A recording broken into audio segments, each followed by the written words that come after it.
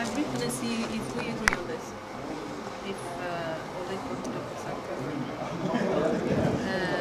so we've been given like 5 key points in structural session, and I've written 3.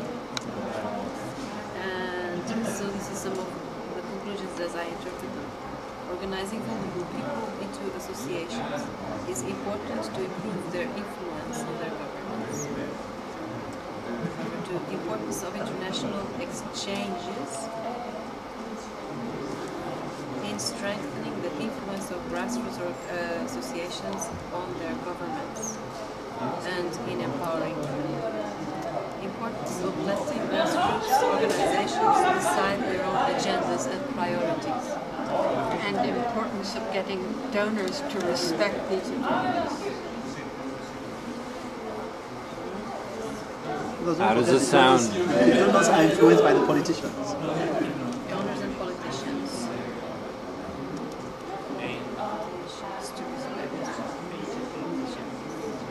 Could I suggest one minor change in your first one? Instead of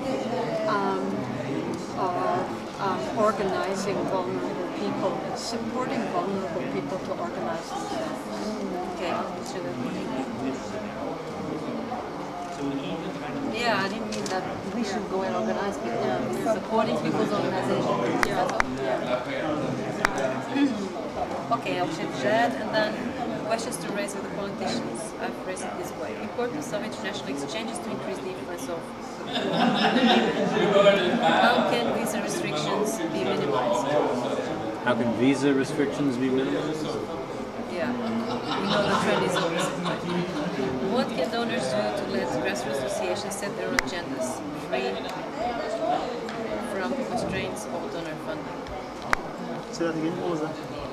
Want donors to eliminate restrictions on grassroots organizing? No. Say it again. What can donors do to let grassroots organizations set their own agendas? Or how about if it's, what can donors do to make their funding mechanisms more responsive to the agenda of grassroots organizations? Right now there's no mechanism that allows for that. Okay. And then, can donors invite participation at an earlier stage of decision-making process? That is, setting what the issues are. Donors could give the money to local communities where local communities decide the priorities. It's a concern that we have that the politicians are moving away from letting communities decide their own agendas. It's sort of repetitive, but it's, Is there anything that you would like to change or add? Or One more thing to add. On the issue of the visa restrictions, couldn't we also talk about increasing funding for the exchanges? Because when you're talking about the visa, then you're talking specifically about the exchange programs. So that's one constraint. The other constraint would be increased funding. there's no funding? I don't know. You mean governmental funding? Yes. Yes, because the likes of CEDA and okay, donors. Yeah, donors. And I take donors, to be part of government. All right.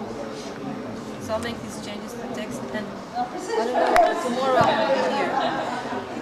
So I think these things are all going to be synthesized tonight.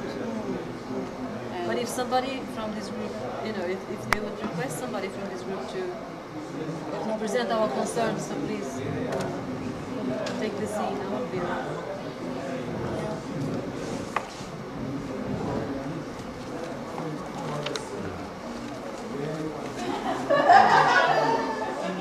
I've been looking through my video collection to see if there was something that might appeal to the group and send us off with a sense of hope.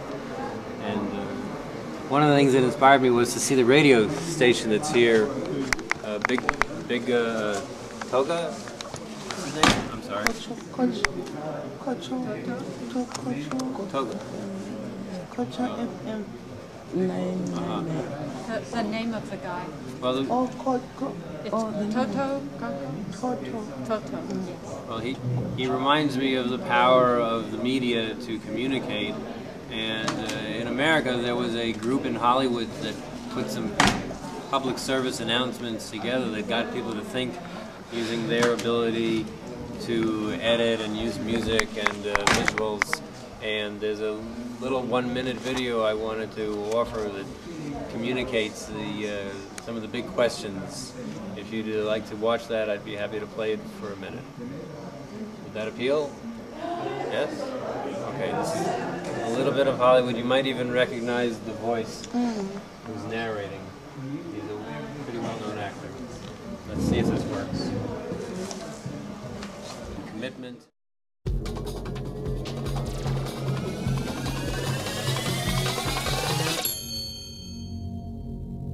It is perhaps the most important question we have ever asked,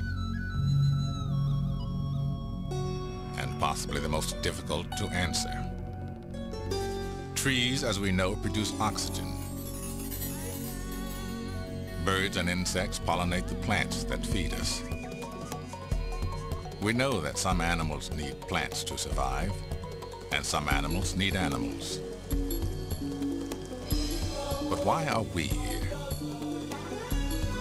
Giant whales couldn't survive without tiny plankton. Giant redwoods couldn't survive without insects. But could life on this planet survive without us? What is our purpose? Why are we here? Maybe it's because of all the species that share this world, we're the only one with the power to protect the entire planet. The only one with the power to protect every species on Earth, including ourselves. Every species is here for a purpose, and each of us has a part to play.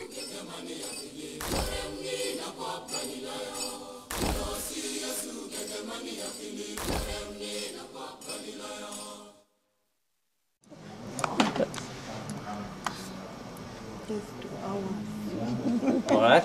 I like that one. Let's do ours. Yes. Yes. We're here for a reason, all of us, one human family. Doing what we're doing locally, but then there's something we can all do together. Save the planet. Any concluding comments? No, I think it's been a very nice discussion. Thank you for chipping in. Thank you. Thank you. Thank you.